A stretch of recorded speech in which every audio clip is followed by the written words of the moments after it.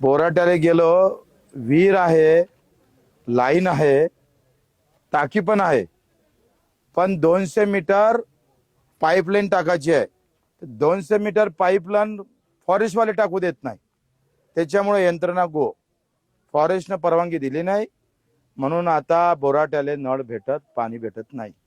ते चोरून टाकावं लागतं कधी कधी आणि मग पाणी भेटते. पाण्याचा धर्म सुद्धा महाराष्ट्र सरकारनं चांगल्यापणाने निभावला नाही. जल मिशन मध्ये एवढ्या प्रकारचा करप्शन झालेला आहे. आता ह्या आपशीत 7-8 महिन्यापासून बंद आहे. म्हणजे पाण्यावर सोलरवर सगळे पंप आहे, ते पूर्ण पाणी भेटत नाही. अर्धा तास नळाले पाणी येतं, कधी ते येत नाही. मग हापशीवर जर महिला गेल्या तर याचा आवाज येते, याला पाणीच येत नाही. हे आवाज देणारी हापशी आहे का पाणी देणारी हापशी आहे हेच समजत नाही. म्हणजे या गावातली हे आवाज देणारी हापशी आहे, पाणी देत नाही. म्हणजे आवाज फक्त मेळघाटचा आवाज दबला आणि हापशीचा आवाज वाढला, अशी एकंदरीत अवस्था आहे. पिण्याचं पाणी सुद्धा 75 वर्षापासून कष्ट करणाऱ्या, मेहनत करणाऱ्या, इमानदारीनं जगणाऱ्या आदिवासी बांधवांना, मेळघाटवासियांना पाणी जरी नशिबात येत नसेल तर देवाभाऊ तुमचं नावच देवा आहे. त्याचा आशीर्वाद त्या देवाचा कधी भेटन, देव नावाचा आशीर्वाद या मेळघाटवासियांना भेटला पाहिजे.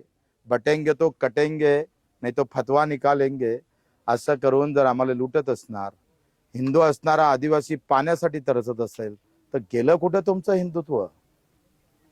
प्रभू रामचंद्राचा आदर्शवाद सोडला की काय तुम्ही? या सगळ्या व्यवस्थेच्या विरोधातच आम्ही लढायला निघालो आहे. वाईट वाटू नका घेऊ. पाणी भेटत नाही हो लोकांना. पिण्याच्या पाण्याचा साधा अधिकार 75 वर्ष लुटून गेले, संपून गेले, पण शुद्ध पाणी मेळघाटांच्या नशिबी आलं नाही.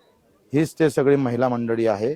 दिवसभर काम करायचं, मेहनत करायची प्रचंड, आणि पाण्यासाठी पण मेहनत करायची, पोट भरासाठी पण मेहनत, आणि 1 ग्लास पाण्यासाठी पण तेवढीच मेहनत.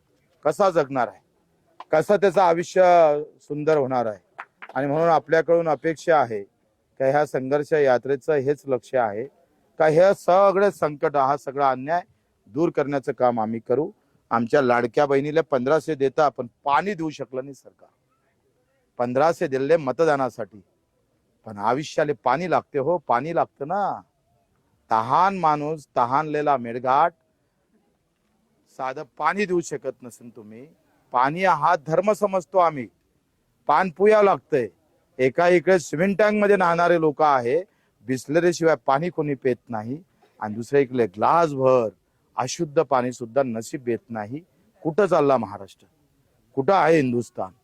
तिसरी अर्थव्यवस्था चालला आपला देश, जगाच्या तिसऱ्या अर्थव्यवस्थेत. बजेट वाढत चाललं, पण यांच्यासाठी बजेटच आलं नाही. काम मंजूर होते, फॉरेस्टवाल्याला होते. फॉरेस्टवाल्यानं काम मंजूर केलं तर मग त्याच्यात करप्शन होते. करप्शन झालं तर रोड दिसते, पण रोड उखडून कधी जाते काही सांगता येत नाही.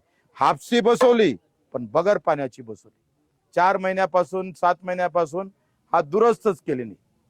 आणि लढणारा आदिवासी शांत आहे. तो बिचारा लढून पाहत नाही. तो इमानदारीनं जगू शकतं, मेहनतीनं जगू शकतं. तो आवाज देऊ शकत नाही. हाच त्याचा दोष आहे का? काही त्यांना गुन्हा केला आहे का? ते अपराधी आहे का? ते या देशातले काही चोर आहे? मग असं असताना त्यांचा पाण्यावरचा हक्क कधी भेटणार आहे? तो हक्क भेटावा याच्यासाठी संघर्ष यात्रा आहे. जय हिंद, जय महाराष्ट्र.